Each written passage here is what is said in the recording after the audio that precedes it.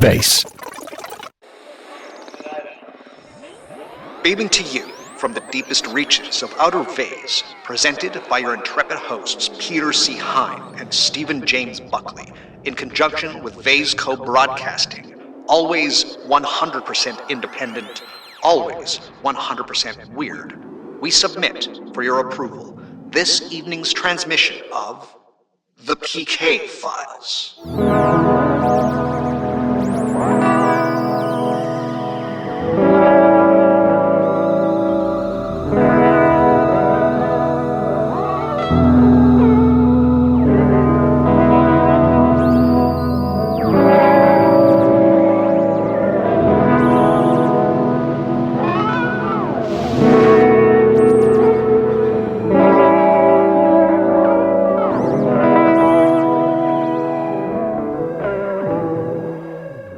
So, what are the PK Files? Well, we wanted to create a sort of sidecast with some exclusive material for our Ko-Fi subscribers and Discord members. A free-roaming conversation between the two of us without any guests, any expectations, or any kind of plan. We talk for 1 hour and see where it takes us. To make things a bit more spicy, the conversation will be influenced by some kind of random or external event. A tarot card draw, randomly generated lines from a book, the I Ching, etc., etc. From there, we will have exactly 1 hour to shoot the shit, chew the fat, and go to places we might not normally go to on the regular Vayse episodes. The first episode will be public, and after that, the episodes will be available exclusively via our Ko-Fi or Discord. If you visit kofi.com/Vayse, that's ko-fi.com/VAYSE, you can set up a tiny monthly contribution to our show, which will get you access to our vibrant Discord server, along with all of the PK Files episodes from here on in. Boom, let's go. I like that. I like that you did that because I have absolutely nothing prepared for this, and it was a great relief. That's all I had prepared. I get so stressed out about coming up with intros for you each week.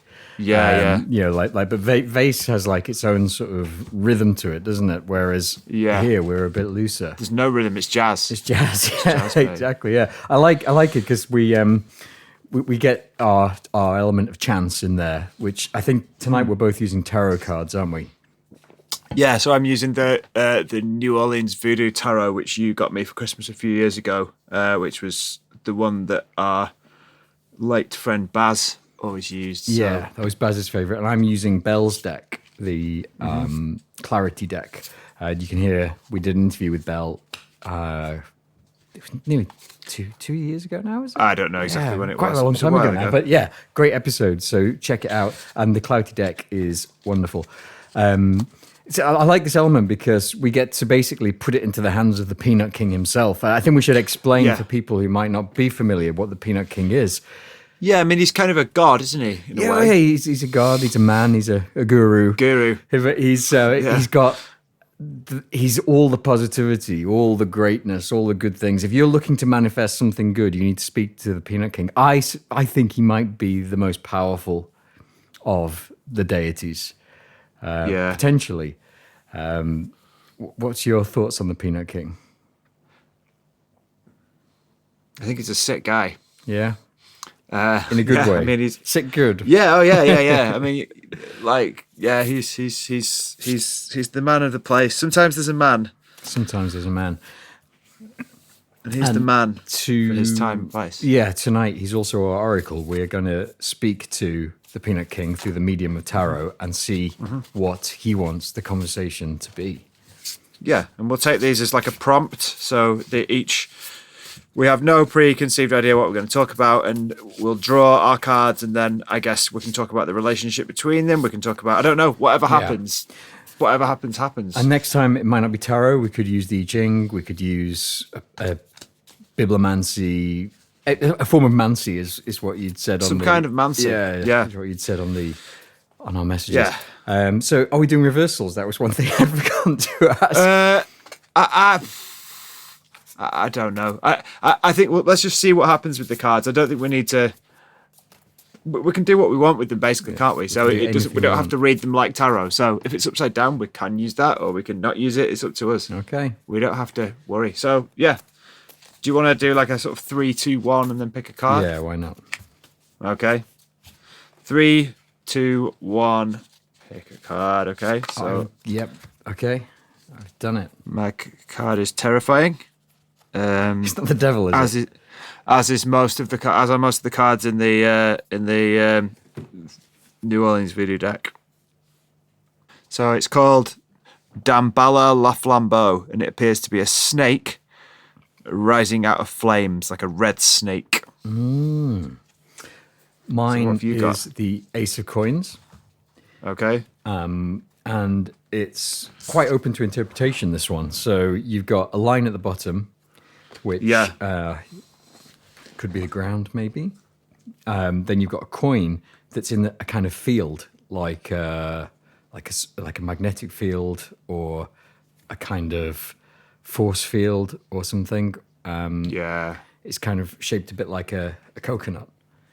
Yeah. Okay.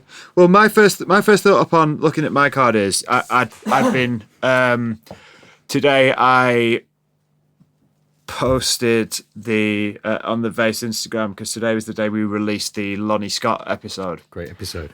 Great guest. And I was looking for a series of pictures to go along with the picture of Lonnie, just because it's fun doing that. Just especially if they're like pictures people are like, what the fuck? And one of the pictures that I wanted to use was the the snake from the Disney's Robin Hood from like the 80s. Yeah. And it had like he like hypnotized. He did like the classic hypnotized thing with the spiraling eyes. Hold on. I recognize the spiraling eyes, but from the Jungle Book. Oh, is it in the Jungle Book? Yeah. I thought it was in Disney's Robin Hood. There is a snake in Robin Hood, but it's the one in the Jungle Book that sings the "Trust in Me" song. I've maybe conflated the two. I mean, maybe but they both way, hypnotize. I don't know. Maybe they both did. I'm sure it was like a cartoon trope in that era to have a snake that did hypnotizing eyes kind of thing. And I was considering putting that on as one of the pictures on the Vayse Instagram, but I thought I decided not to do that because as I mentioned sort of on the Discord, I kind of felt a bit uncomfortable with the Helia portrayal of Lonnie as being this like sinister hypnotist and like, kind of getting to know the guy a bit and hearing sort of his side of it. It's like, well, no, they kind of did a bit of a number on him in terms of editing. I don't know if it was intentional, probably not, but it's just one of them things where he kind of the full story didn't come across. So I thought having the hypnotist snake eyes kind of thing might have been a little bit insulting, perhaps. So I have some thoughts on that. Let's get into this. That's good opening to get into, because there's a few things that we've been thinking about that we perhaps haven't actually talked about on Vayse, even though we talk about it to each other constantly. And part of that comes into Helia, because Helia was such a big influence on us at the beginning. And I still think it's wonderful. I still think it's great, but I would say it's definitely less of an influence on what we're doing now. It was great, like starter pack for the kind of direction that we've taken in terms of the whole phenomena. But and it really is, and I recommend it to anyone for that, and I still do. I really do. I recommend it to people at the office. Obviously, sometimes just to people I've never met. I'm just talking to people that you shout bang on the into street. on the streets. Yeah. But I've heard you. I have a few thoughts about this. We'll start with the Lonnie thing, because narratively, the hypnotism thing was really good. Yeah, and that's obviously what's king on something like Helia, because they'll have a certain amount of footage, and from that footage they have to kind of carve a narrative arc. And so I think the other thing is that I've kind of seen behind the curtain on this, because I've worked in television, and it can be quite ruthless. So it might be that, I mean, I don't know Lonnie personally all that well, but I've had email correspondence with him. We've spent a few hours talking to him, and he is nothing like the evil hypnotist at all. And the events that took place in Helia, as it was shown on screen, aren't really representative of what happened in the experiment. Yeah, it's like simplified, isn't it, to archetypes? Yeah. But Almost, isn't it? yeah, and it becomes a part of the Hellier narrative arc, which it never was, if you see what I mean, because it was done before that for Who Fought It or Weekend Weird or whatever it was that they were doing at the time.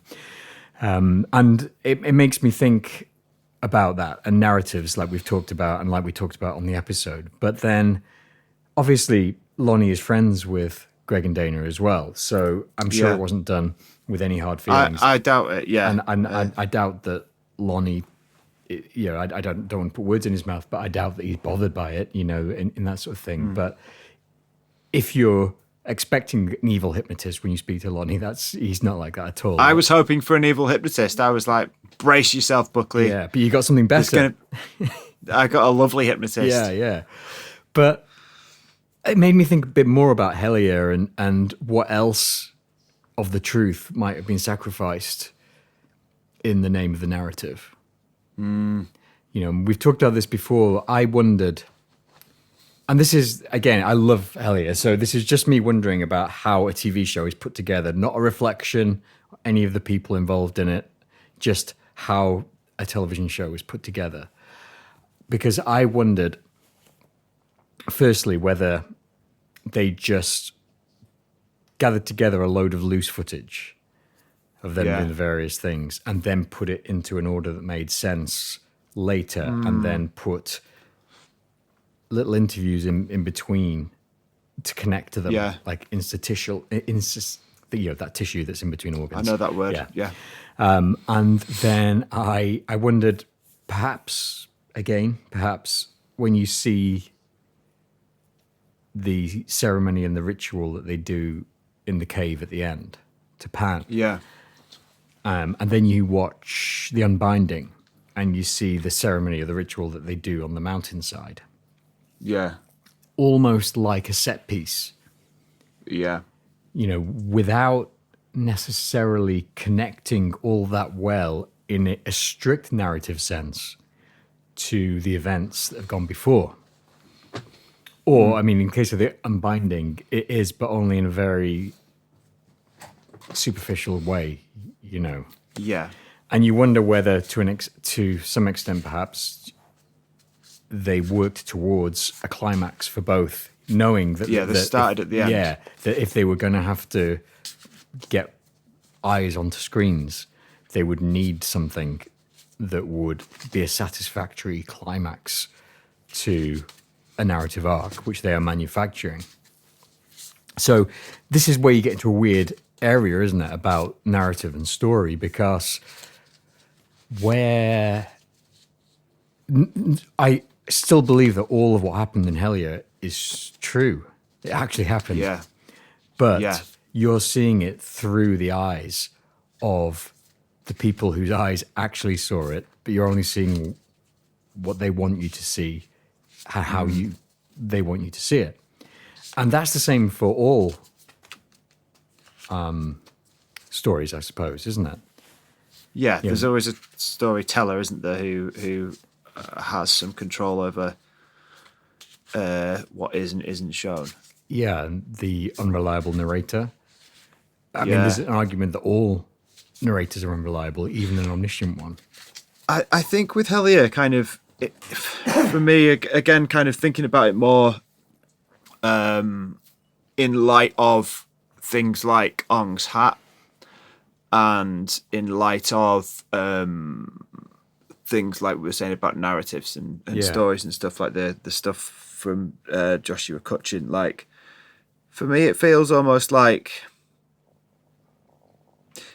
I've heard quite a few people who are a lot more who are kind of occultists or people who are pretty experienced in sort of the occult and stuff, saying it's very realistic in terms of how it portrays a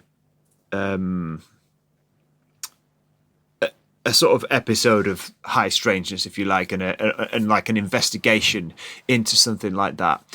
And I've often thought, like, I wonder which parts of it they mean when they say that. Is it that from the outside it could be argued that very little happens, in terms of, 1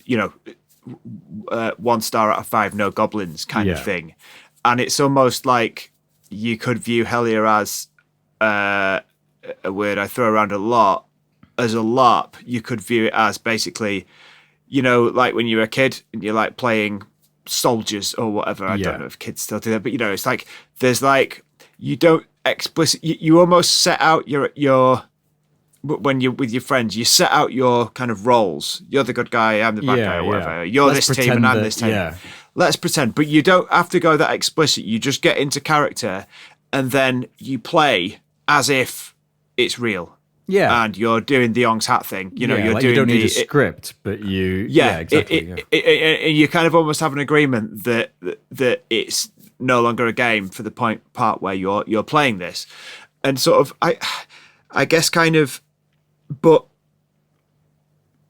my understanding is that when you start doing that with occult stuff, then for whatever reason something starts to happen that is a bit unusual, and it just makes me wonder kind of is that kind of what happened with Hellier, but was there an intention behind it, or was it sort of they didn't know that's what would happen, but they and even they kind of went into it almost like not, and again this is purely speculation on my part because I don't know them, but like I wonder if they went into it, I wonder if it's quite a common thing to kind of LARP these things and to kind of like almost do like a thing where you kind of almost go into the haunted house and one of you jumps and that scares the other person, and then that makes the other person jump, and then one person starts hearing things and then another person starts hearing things, and the more you keep going and like freaking each other out, the more stuff starts to happen, and whether it be real or just kind of in your imagination. And you wonder sort of, did they set it up as kind of almost like all it took was one like little spark and then the whole thing snowballed, and it was just a bunch of people kind of freaking each other out and reading different things, and then it kind of escalated and grew and kind of into something kind of a bit stranger. Yeah. I mean, that doesn't necessarily have an intention behind it. It could just be that that's the way it happened, but I don't know. That's what I was hoping that you would start talking about really is that idea of the LARP. And for those people who perhaps aren't familiar with that term, it's live action role playing. So in its most literal sense, that's kind of like Dungeons and Dragons, but you act it out. But it can be other things as well. It can be like people who do the Civil War reenactments and stuff. But you were saying that when you LARP in an occult sense, things start to happen. I think that if you LARP at all, things start to happen. But it's only when you're looking at it from an occult sense that you see the connections, because the connections are non-causal and they're synchronicity. So if you're LARPing Civil War and then, the person that you kill or whatever falls ill the next day, you don't think anything of it. Whereas if you were looking at it with an occult mind, you'd think, oh, isn't that that would because as a magic practitioner, you're kind of almost taking control of the LARP. You're almost kind of stepping outside of the game a little bit, but you're also saying, in layers, like you're allowing yourself to believe the LARP is real. And I think that's where a lot of it comes from, because the more real the LARP you can believe the LARP is, the more real the LARP will become, because all we have is belief. So go on. I was going to say the people who are reenacting Civil War stuff, they put themselves at a distant remove. This happened 300 years ago. We're going to act out. Whereas the people who, like you were saying, run into the haunted house, they're saying, there might be something in there. Was that a creaking door, or was it footsteps, or whatever? I remember doing it. I remember when we were at a mutual friend's house, and it was in the summer, and we were teenagers, and we were outside, and her house was kind of a bit in the countryside. Yeah. And she had, I don't want to name names, but you'll know who it is. And she had like a kind of barn, kind of farm. And one evening, I can't remember if you were there or not, but one evening we were messing around. It was like, I remember getting a horrible feeling in my chest. Like I felt terrified. Yeah. And I felt like, and there was something that we were doing or something like that. I don't remember exactly what it was, but like, it was probably just that we were, it's like it starts to, the LARP becomes real. It starts to manifest. Yeah. And then you think, well, we've been through this aspect of it. we've talked about this loads, but I mean, where does the LARP end? How much is your job a LARP? How much is the idea of money a LARP? Yeah. How much is polite society and etiquette a LARP? How much is culture a LARP? Yeah, and like all of fucking, this sort of thing. Like I have this stuff like,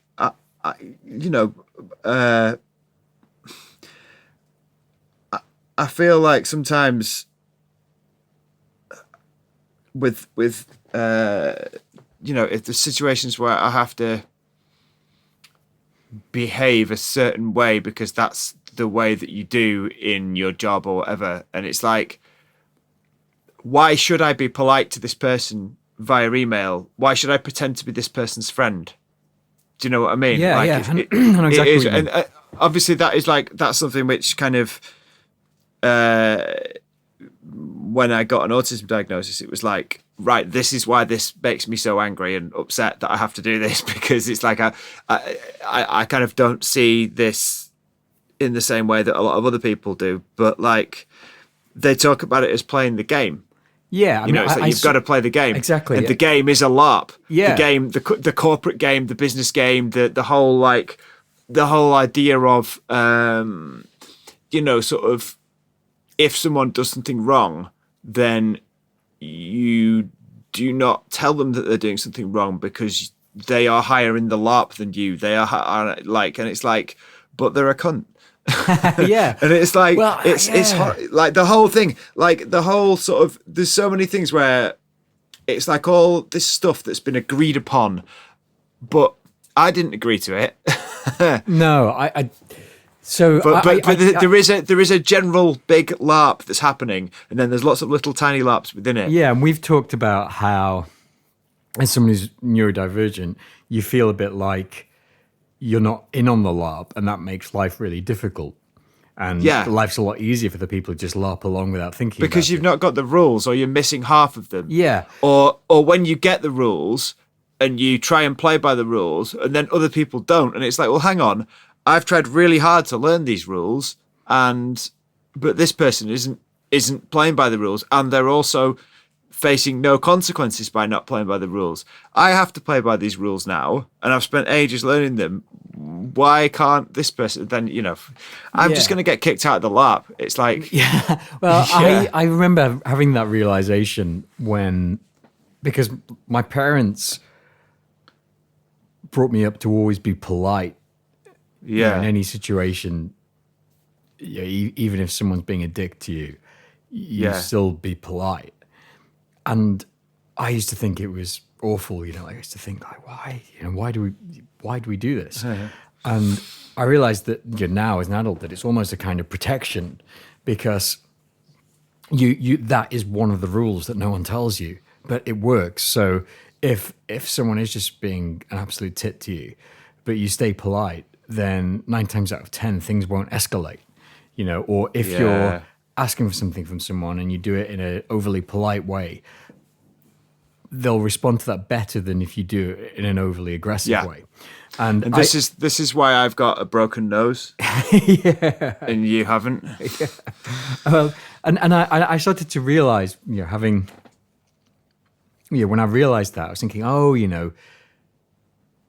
politeness and etiquette is almost like a social substrate or something, or a conduit by which you can interact without, like, in inverted commas, meaning it.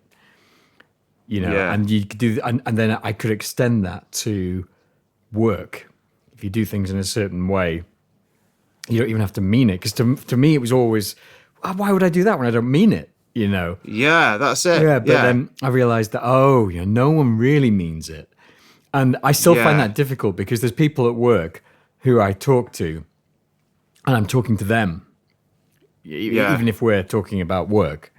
And then there's people at work who I talk to, and I'm not talking to them, even if I'm not talking about work. I'm talking to some character. Almost the character that they've... And I can't But is talk to this- those people. I can't talk to them, and I try, and it Yeah. ends up because they want to talk about football, or they want to talk Yeah, about yeah. Or just nothing. yeah, Just yeah. small talk. And I Like, don't want that. I want big talk. yeah, yeah. Like when we meet up, and we just it's like, how are you? Yeah, good. You? Yeah, good. Right, boom, straight into the Yeah. We establish that we're each okay. We do about probably 5 seconds of small talk. Yeah, just a and quick then check. It's like when a people quick- pat yeah. each other down before check they've got no Yeah. weapons. It's like, It's make like- sure we're not harboring anything bad, and then It's like when my dog licks me after I've been somewhere just to check that I taste like I'm not ill. Or thankfully covered. we don't have to do that bit. Not yet, no. No. But what, it is a thing, and It's maybe no it's wonder just- you've got a broken nose, by the way, if that's what you're doing. Yeah, go around licking people. Yeah. No. I don't do that anymore. Not since the nose incident. Sir, I can see something on the scope. It looks like a giant peanut wearing a crown. The PK files. What was your card? Like, what do you think we should Yeah, so have a look I at your think card and what? so. Ace of Coins. So what I was thinking was that it's a really good card actually, because it kind of breaks down the barrier again of sort of how much LARP there is, and And this is in a true tarot sense. I'm not taking it as the meaning necessarily of the Ace of Coins, Ace of Pentacles, or whatever. I'm looking at it as what it could mean in this context, as sort of a conversation. Right, okay. point. And it just reminds me of what we're doing here now, doing this, because we kind of come to this part in a kind of when I say part, I mean this part of Vayse, the PK files, in a kind of weird roundabout sort of way, because before we could get guests all the time, we used to have more episodes when it was just us talking. Yeah. And there was a lot more of this sort of high caliber witty banter that you're hearing right now. And the people love it. Oh, the people. The people absolutely love it. The people are sick of our guests. They're like, Yeah. why do they get the guests? Why can't they just yeah. be each other's guests? Which is what we usually do. Two's company, three's a crowd. So that's what. But then, so Vayse, I think, is going really well. Yeah, I think that we're doing a really good job, and I think that we've really leveled up this season. Yeah, we're getting season good 4 guests, has been amazing. and Yeah. we're asking the right things, and people seem to be enjoying it. Both the people who come on and the people who listen, and yet we're not a super popular podcast. We not even within the occult sphere of podcasts, we don't have like a comparatively large amount of listens. And that's okay. I don't mind that. I think that's quite good, because it allows us to do exactly what we want. We're absolutely we're never going to take advertising. We're never going to do like a bit like in the middle where I'm like, hey, did you hear about this new fucking bullshit vitamin I've been taking? Yeah. It makes my skin glow and I've got energy, bro, and stuff like that. No, we're not going to do that. Unless it's If we do, if we do, then it's a sign that we've been infiltrated and we need we've help. been kidnapped. Yeah, it's basically that. That's almost like the safety word. If we start doing bullshit advertising, come and get us. We've been kidnapped by Peter Thiel. Yeah. But also what Vayse has been good for is, and this is all to do with the Ace of Coins, is that we have got to know ourselves and each other better. I suppose whether we like it or not, we end up having quite long conversations several times a month, usually more. Yeah. But also since then, a lot's happened in both of our lives. Yeah. And you've got married. I've gone through various life changes, and we both got diagnoses as you as on the autistic spectrum, and me having ADHD, and we've both considered kind of what we're doing in our lives. And so what I'm getting at here to do with the coins is that we're both in situations where we have zero available cash at the moment, like no money, which isn't that uncommon. But we need to also make sure that Vayse can pay for itself, which at the moment it is doing just about through people subscribing.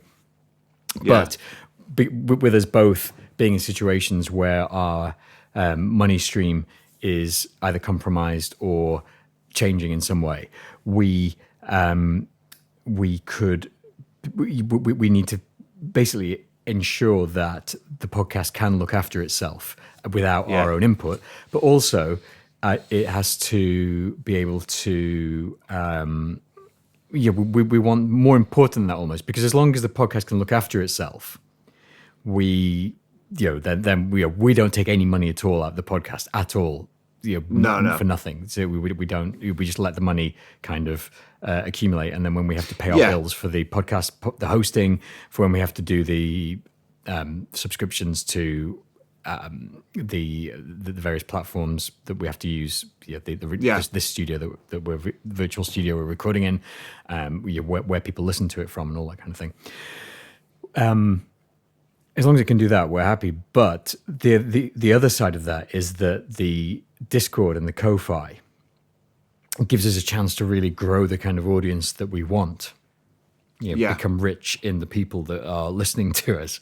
And that's it, because for me, I'm look at it a bit like a kind of underground band, in that we don't have legions of screaming fans, but one really dedicated fan means a lot more to us. And I'd be a lot happier with that than having legions of listeners and fans and whatnot. Yeah, I think it's like with anything like artistic or creative, like sometimes like the more people you have, the bigger your audience, the more you kind of want to please that audience. Yeah.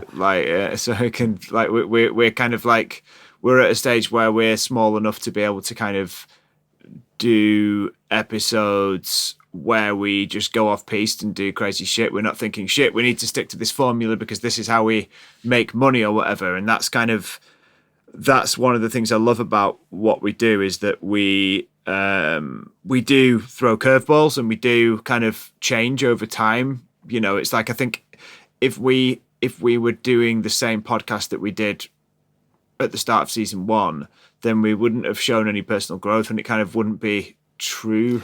No, maybe growth is the wrong word, but sort of like development in some way. With it. But people change, don't they? And over time, and circumstances change. And there's a lot of things that I now believe that I didn't believe back then. There's a lot of things that I believed back then that I now don't believe. Yeah, and I think that that's something that's really important. That I think this card kind of suggests to me is with the money being caught in that kind of field of it's there sort of like suspended as one part of this greater field, and one thing that's been important to me, and I think to us since we started it, is that I want all of the actual Vayse episodes to be free always, that everyone can get. So there's never going to be an episode of Vayse behind a paywall, but at the same time, we need to make sure that in order to be able to do that, we are doing something that makes sure that the podcast can look after itself without having to take any direction from anyone else whatsoever. Yeah. And that allows us as well because when we first started, and I was thinking of ideas of what we could do, I was thinking, well, I'll experiment with this for a while, I'll do, and then I'll try a bit of chaos magic, and then I'll try a bit of whatever. And I no longer want my spiritual life to be dictated by the demands of a podcast, if you see what I mean. Not that it ever really was, but to start with, I know what you mean. Yeah, that is pretty risky. Well, but it seemed like fun. When we look back and we were doing. And I think, like, as a person who isn't particularly spiritual in a practicing way, that seems to me like that's not a particularly spiritual thing to do. That's like just entertainment. Well, yeah, in a way. I mean, in a way, it was pretty chaos magic influence. So it was just, I suppose, you're like just doing trying stuff and seeing what works. But then for me, I quickly found what worked for me, and became less interested in the stuff that didn't, or the stuff that was aimed at achieving something, or whatever. Yeah. That's fine. Yeah, which is good. I think that's good, and it also frees up the podcast to be about other stuff as well, because we're not doing the things that we used to necessarily. which was like, go and use the spirit box, or do a sigil and see what happens, and all that kind of thing. I can't take my eyes off this card. I keep looking. It's really haunting. Like it's a genuinely quite frightening deck. Yeah.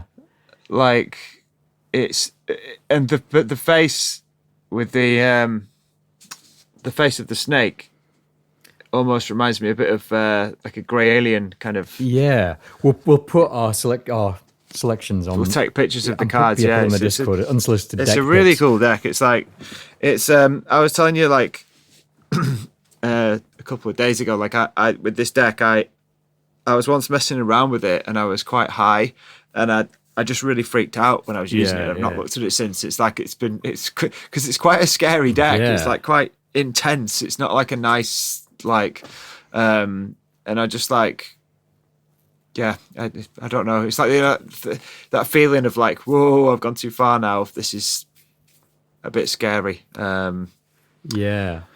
Which I guess everyone encounters. I wonder what. I'm going to reach over and grab the. I thought you were ready to ring a little bell then. No, there was some little. I do have some chimes, but I'm going to grab the guidebook that comes with this. Comes with this tarot deck, and see if I can quickly find what that card actually means. Although, having said that, is there a quick way of doing that? Because otherwise it's just going to be wasting our precious time. So I'm trying to see if there's a table of contents, but there isn't. Okay. Yeah, well, I can continue though. So on the Ace of Coins, the whole thing about money and how that's connected to the LARPing. Because for one thing, as we talked about, money is basically a LARP, isn't it? And you can see there's this great documentary. It's on YouTube. It's called 97% Owned. It's also on Netflix in Britain.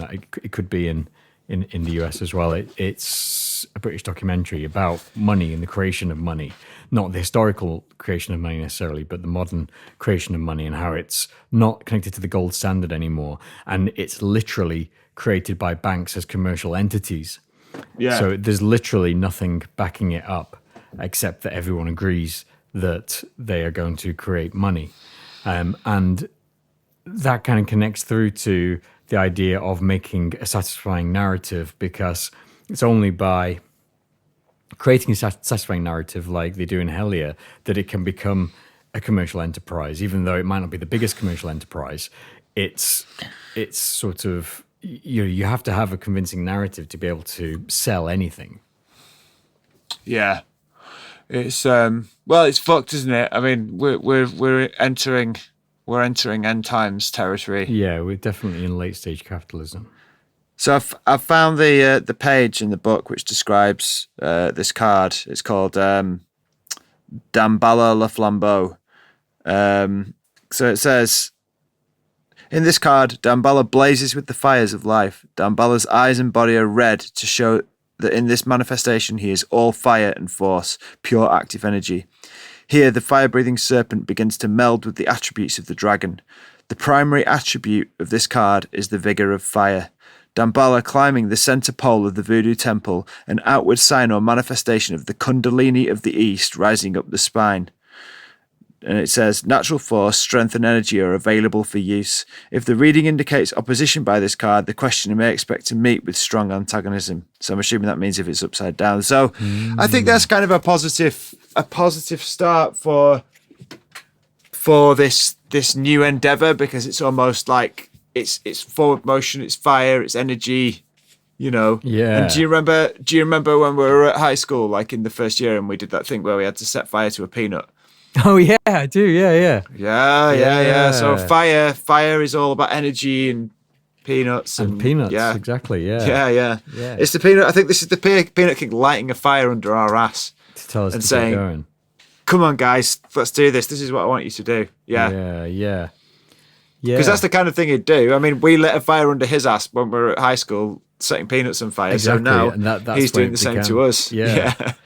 So, in terms of spiritual practice, do you do anything at the moment in terms of? No, you don't have any. I've used tarot as a kind of creative prompt, but not in a.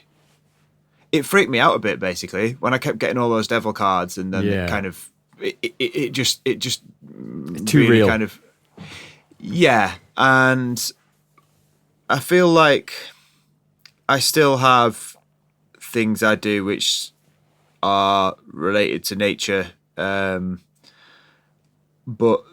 I guess they're not truly spiritual. They're more just like childish, I guess. Just like,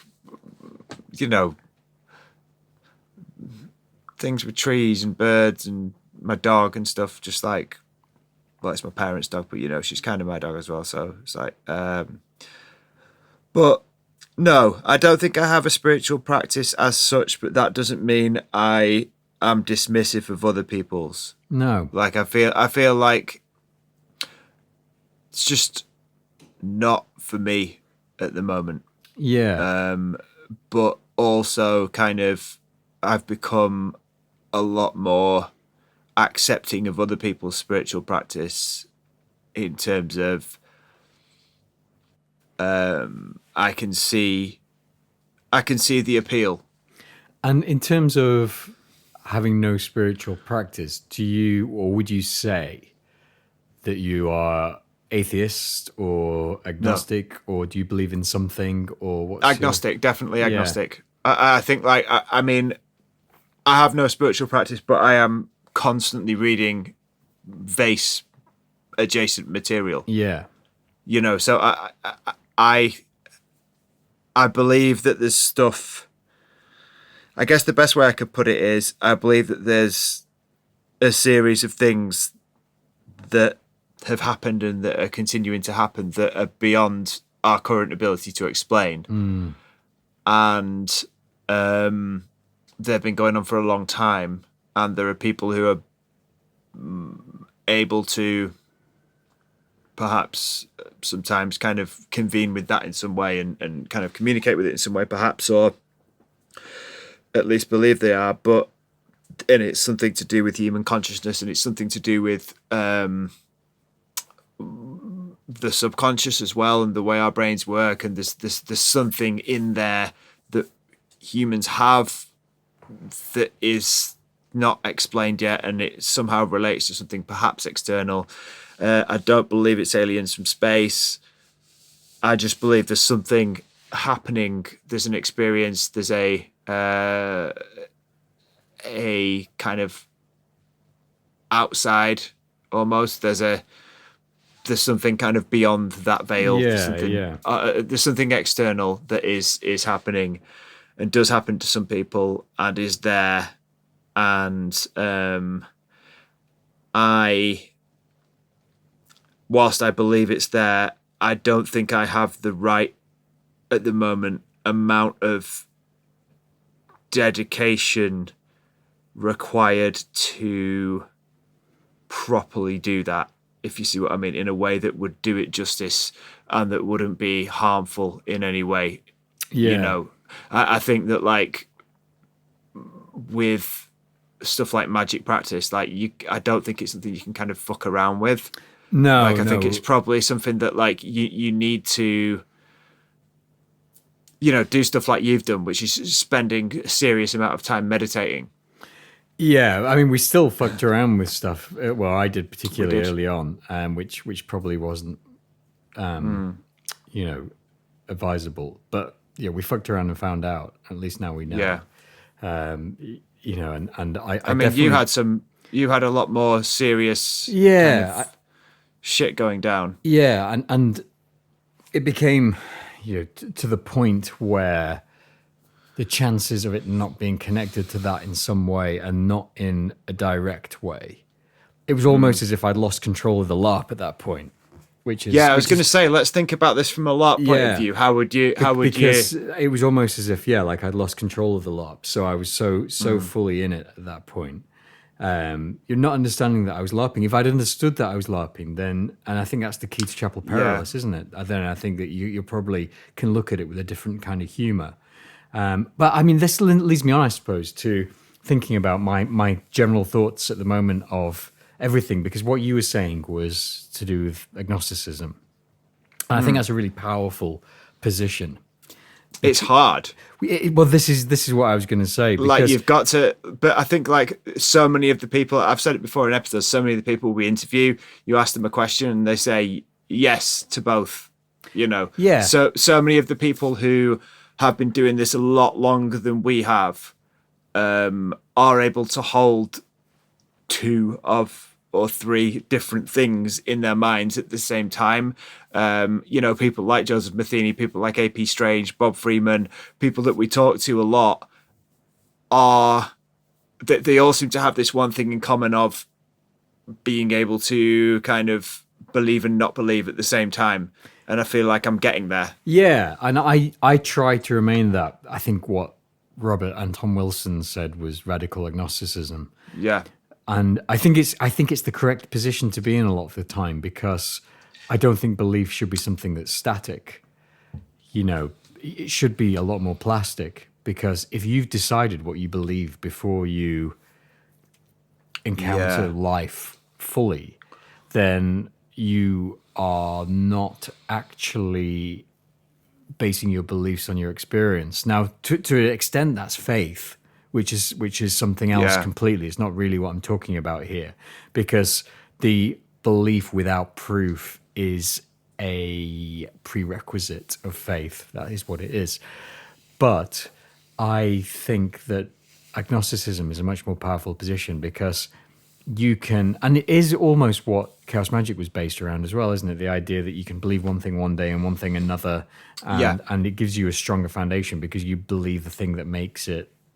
It's like when they make skyscrapers slightly bendy so that they don't snap in the wind. Exactly, yeah. It kind of protects your mind a bit. And the whole thing about agnosticism being able to change your beliefs kind of connects into neuroplasticity in a way, because you don't get rigid in your understanding of the universe, and it allows you to be much more open as a person. But I possibly because of a religious upbringing, always find myself wanting to find the thing, you know, whatever that is, that will give you the truth or the answer. And that's the thing. Like, I think thinking about kind of the podcast as a whole, you know, over the last 4 years or however long we've been doing it, like I feel like one of the things that's come from it for me is just being exposed to all these different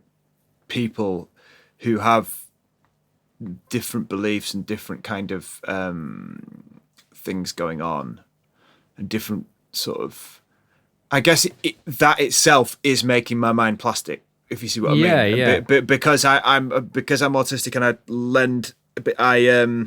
I tend towards very black and white thinking. And I find it very hard to not think in black and white, and it's paralyzing sometimes. But like, it's almost been good for me to be exposed to these different kind of people that are, and realize that I'm not going to find an answer. You know, I think when we started Vayse, we wanted an answer. Yeah. And I'm getting to a point now where I'm sort of more comfortable not knowing the answer, and I'm comfortable reading stuff and feeling satisfied that I'm not satisfied. Yeah, because it's the feeling. It's the quest that matters. You know, again, callback, but it's the journey. It's the not knowing where there's the fun, because it's the mystery. There's a lot of different ways to be different, isn't there? That's one thing that we've sort of seen from all the guests, and that's a really good way of putting it. Yeah, I think that for me, one thing which I think is very similar to what you're saying is that I've discovered that the more I learn, the less I know. And definitely, and once you realize that, it's freeing. And it's actually, that's the key to a lot of great philosophers like Socrates, for example. You're all knowledge lies in knowing that you know nothing. And you know, I feel like the more because everything that you learn and that resonates with you, I think if you're doing it correctly, opens up a ton of different like tendrils and roots and echoes. Yeah. And suddenly it's almost as if you've opened another door to find yourself in like a massive garden or something like that bit in Severance, where it goes in that huge room and there's actually just a house in there, you know, and it's like, this house contains another huge house, you know, I think like when we think about kind of the idea of, when you're exposed to different types of people, it helps you grow. Yeah. But we're not just being exposed to them. We're spending 2 hours having a really deep conversation with them. And time researching them. Yeah, yeah. And so it's like, it's not just the same as like meeting someone, you know, on the street or in a bar or on a bus or something, and just like getting, you know, we're actually going quite deep with these people and making a connection with a lot of them. Yeah. And I think that's kind of, I don't know. I think that's something that we're good at. Yeah, and this whole thing. So I've been looking, you know, like I was saying, I keep finding this drag towards faith rather than belief. Okay. But looking into Eastern philosophies really helped, looking into Buddhism, because there is this idea of, you know, that there is almost a belief. Well, there's definitely a belief system in there, and there's a religion there, which I'm not partaking in. I'm just looking at the various bits and pieces around it. But you get to the thing of the Tao or God or whatever it is that you're kind of, is it, like you were saying, is outside everything, you know, that sort of is the whole thing. But then when you get there, you realize that it's kind of nothingness, or it's nothing, or it's what was there already, or it's what was what's inside you. So it almost teaches you that grasping need to know is nonsense, because it isn't your intellect that is going to take you there. And that's also what meditation teaches you, and why I find it so useful, because it says, well, the grey matter, that's not what we're doing here. It's something else completely. And that's helped me with loads of stuff, because the idea that I used to have of having to control stuff or having to be really worried about things, like I was about to be told off for something all the time, you know, and having this idea. Yeah. The more I realized that we're sort of just like hurtling through space in this sort of tiny moment of time in which the universe is slightly out of homeostasis, makes me realize that the only thing that was making me need to control things was a lack of confidence. And if I can step out of my door and just see that it's just an ocean of chaos, it's actually really freeing. If I think, well, all I've got to do is surf the chaos, all I've got to do is, you know, stay, you know, and I know that I have what it takes to be able to not just sort of get lost in the chaos, but surf it or embrace it in some way. You become the chaos. You become that thing. You become an agent of chaos. You become. You are the one who knocks at that point. You know, it's like, you know, I don't experience chaos. Chaos experiences me. You ride the wave, kind of. Yeah, and that makes you feel a lot more confident, because I think, well, God knows what's going to happen tomorrow. God knows what's going to happen in the next 5 minutes. You put yourself in a position where you're able to improvise. Yeah, you just think, well, I'm confident enough that whatever it is, I'll get through it. Well, I'm glad that you've got that. Yeah, thank you. I'm happy for you. I'm glad as well. Yeah. So, We've got...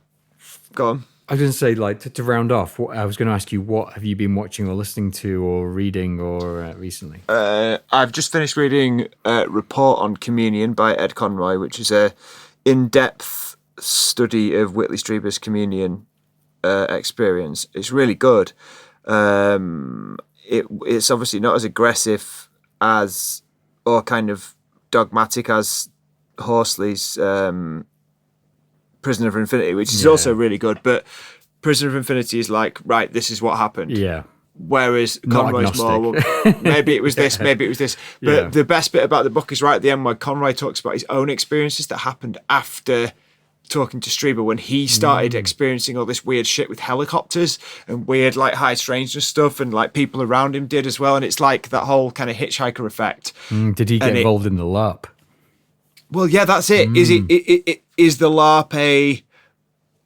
It's like the LARP is...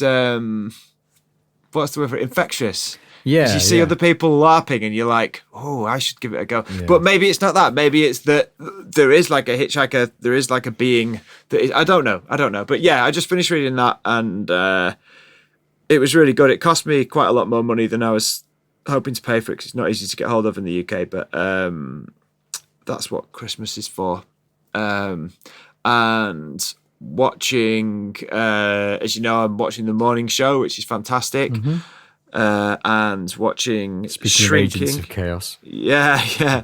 Watching something called Shrinking. Yeah, also I watched on the Apple first TV. episode of that, and I wasn't sure. Is it good? I didn't recommend it to you because you'll find it too depressing. Oh, okay, right. I'm not It's like watching it. it's good, but it's kind of like I just don't think you'd like it. I think it's too you like Ted Lasso is as sort of sugary as you get. Yeah. I think if it going any, I will say it's good. Yeah. But I don't think it's for you. No. I might be wrong. Oh, and the final thing I'm watching is something called The Chair Company, a Tim Robinson. Oh, is that comedy. good? Yeah.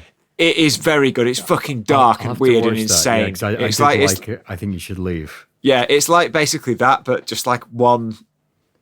It's horrible and Yeah, really, 'cause really the good. blessing of that is that at least you know the sketches will be over in a few minutes. It's like really, really deep, like paranoia. Yeah. Like just escalating. Anyway, what about you? I finished The Ecology of Souls some time ago. Oh, wow. Well, only the first Yeah. volume though. Yeah. But it was excellent. I can't wait Hefty to read the second tome. volume, but I'm taking a break and I'm reading Final Events by Nick Redfern. Yeah. Which is that where all that stuff about the Collins elite came from. Yeah. I'm doing that mainly as research for the Vayse. Mm-hmm. It's I don't give it much credence. I'm watching Silo, which I'm quite enjoying in the second series. It's not the best, but I do like Rebecca Ferguson, so there's that. There's elements of it that I really liked and elements that I was just like, Yeah, and yeah, I mean it's basically good, and it fits in my schedule quite well because I need something to watch while I'm doing my stretches, like after cycling. So Yeah. I do that, and that is mainly it. I watched Fallout. I enjoyed that. I've watched The Morning Show, like you mentioned, and yeah, I think. I mean, I'm going to read the Tibetan Book of the Dead. I'm on the final chapter of Final Events. And Right. I'm going to read. You can't get much more final than the. I was going to say the TBD. Like Yeah, the TBD end is boss. that really is Final Events. So I'm going to read that, and then I've got another book called Living, Dying, Dreaming, which is an analysis or ways in which you can put the TBD into use in everyday life. EDL. So get the get the TBD on your EDL when we're rocking. Nice. Yeah. Yeah. Well, I think that went pretty well. We're in the last. Yeah. We're in the last. We've still got like 3 minutes left. I think Without having structure, you see, we don't know what to do with this final 3 minutes because normally this is where you'd ask the guest a slightly easier question. no. I think we'll just let it peter out. I think next time I'm going to make some little cards that say 30 minutes, 10 minutes. Can 5 I actually minutes. end by saying Peter out? Like, Yeah. Okay. Then. Yeah, Yeah. okay. I'll let you know when it's. I'll give you like a thumbs up and then because we might as well make the use of. if we've you know, got an we've hour, been we've very- got an hour. We don't want to be wasteful. Exactly. We want to get our money's worth. Time is the we most want- precious thing we've got. And we want the people who subscribe to us to get their money's worth as Yeah, well. this is it. We're going to wring every single penny out of this hour. Yeah. Fill it full of What other words are cool? to say. Like, just think of another word. Just any word. Think of the first. What's the worst Rambunctious. word? Rambunctious. Yeah, that's okay. Yeah, that's a good one. Yes, okay, that word. How about you? Hydrogen. Hydrogen. Yeah. Yeah, I don't know where that came from. Mainly, but- that's what makes up stars. Mainly, that's what my knowledge has said. It's you go. It's forced together to make helium. so it's not cool. It's more warm. The star. Oh, it's actually millions of degrees. They used to think that the sun was a massive incandescent gas, Right. fusing hydrogen into helium at millions of degrees. But actually, the sun is a miasma of Right. incandescent plasma. Right. The electrons Plasma. are free. Yeah. Plasma. That's something we need to talk about, isn't it? Plasma Schreiber beings. talks about plasma. All this is coming up. You'll be able to hear me rattle off a few more rhymes about stars if you're lucky. We'll talk about. Yeah. We've got. We'll do some more I've good got words.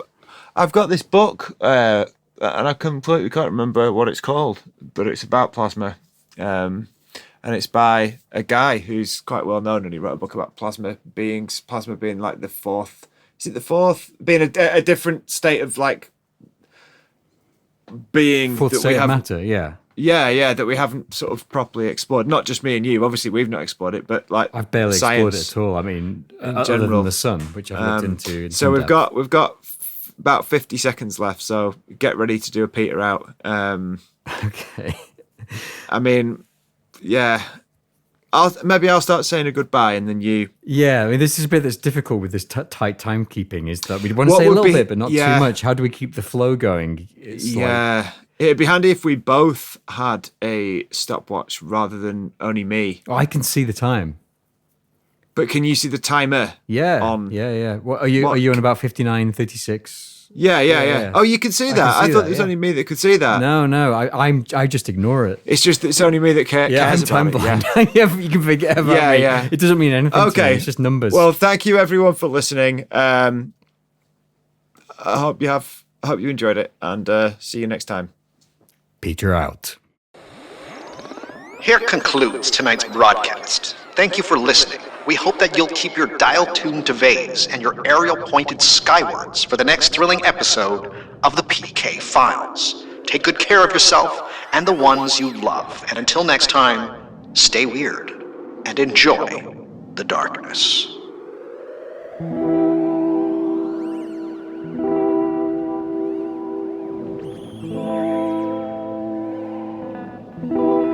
The prologue and epilogue were recorded by Douglas Batchelor of the What Magic Is This podcast. Find more Doug at whatmagicisthis.com. The artwork is by Bob Freeman. Find more Bob's creative work at occultdetective.com. Music and sound design was by Stephen James Buckley. Find more of Buckley's music at polypores.bandcamp.com. The PK Files is a Vayse production. You can find all episodes of Vayse at vayse.co.uk. To hear future episodes of the PK Files, go to Vayse on Ko-Fi at ko-fi.com/Vayse, where for a small monthly subscription you'll get monthly episodes of the PK Files, access to the Vayse Discord, and other bonus material.